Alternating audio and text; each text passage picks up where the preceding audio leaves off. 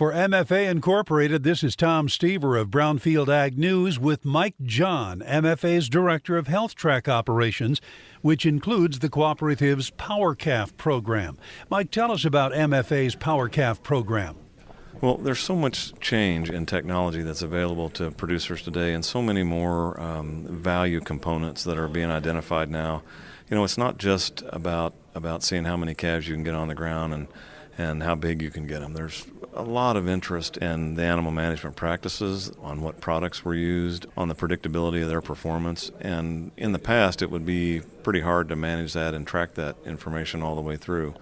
But we're seeing advances in technology, whether it's DNA technology or radio frequency tag technology or other type of processes now where we're identifying where value is created, and we're either able to find it or literally select genetically for it. And so PowerCalf is about accumulating all of that technology and developing all of those relationships that we've had over the years, not just with cow-calf producers, but with feed yards and packing plants and food vendors. I mean, we consult and visit with all of those folks about how can we connect this diverse cow herd to the traits that make consumers happy about beef. And that's kind of where we want to fit in the middle with PowerCalf. How much is it? To what extent does technology allow you to do what's possible with PowerCalf? Well, record keeping is probably the primary thing. You know, it's been difficult to get people to identify cows. You know, if you identify cows, then you can identify their calves at weaning, and then you can take a weaning weight and figure out which cow created the most profit per acre from you just because of the weaning weight. Well, beyond that, then, okay, how does that calf perform after it's been weaned? Is it going to grow well? Is it going to stay healthy? Does it have the right genetics to create a carcass that has value? Is it going to grade choice? Is it going to be a yield grade 2? Is it going to be tender? You know, those are all questions that people have had.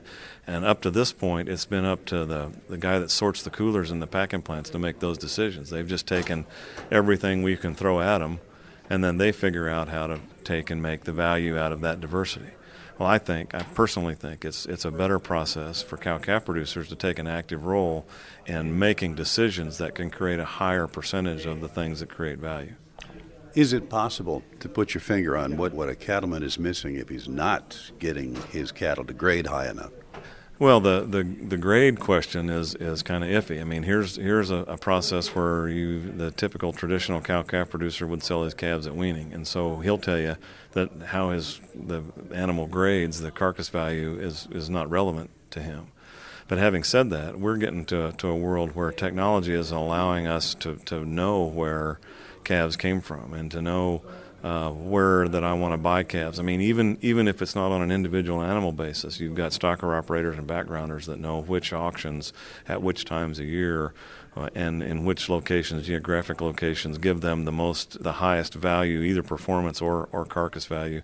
And they're starting to build analyses on that, and we're moving into a time period where it's easier to identify individual animals. I mean, we can literally take DNA sample from a carcass when we still know where it came from and what its ID was, and tie that information together and track it all the way through the system like they do in Europe. I mean, the technology is literally going to bring together both ends of the spectrum where in the past we've not been able to do that. Where consumers relate to producers, what is going to be made possible through the use of this technology? Well, I've heard one purveyor of a high-end purveyor of steaks at a nice restaurant say that their customers would love to be able to scan their receipt at the end of the evening and reliably know that the picture that shows up on their cell phone is actually the farm that calf was born on. And I know that scares a lot of people. But I also know that I know enough cow-calf producers to know there are a lot of them out there that would love to know. They would love to get that feedback at the end of the day, 200 or 300 days after they sold that calf, that you just ate a steak out of one of my calves that was a great eating experience, and I would love to have that feedback. Does that mean that attitudes are changing among cattlemen? I hope so. I sincerely hope so. When you look at our antagonists, you know, the animal rights people and the locally grown and anti-corporate ag people, and I'm not opposed to all of them, but there are some of those groups out there that intend to build their profit off the backs of the people that are participating at a commercial level, and I just don't think that's the right answer. But I just see that consumers are way more interested today about how their food was handled, where it came from, what value proposition it has for them than they were even 5 years ago. And people that can participate in a program that provides that information will be rewarded for it, in my opinion. You also talked here about the importance of at least paying attention to a little bit of the agronomy at certain parts of the year, and that could pay off for a cattleman. There's no question about that. You know, I mentioned to this crowd that I'm an animal science graduate, and I didn't really know that much about agronomy, and have learned through my connections in MFA about weed control and forage management and some of those kind of things. And after all, that is, in this part of the world at least, that is our primary food source. These animals are herbivores, and they spend most of their life on grass or on some kind of a forage product.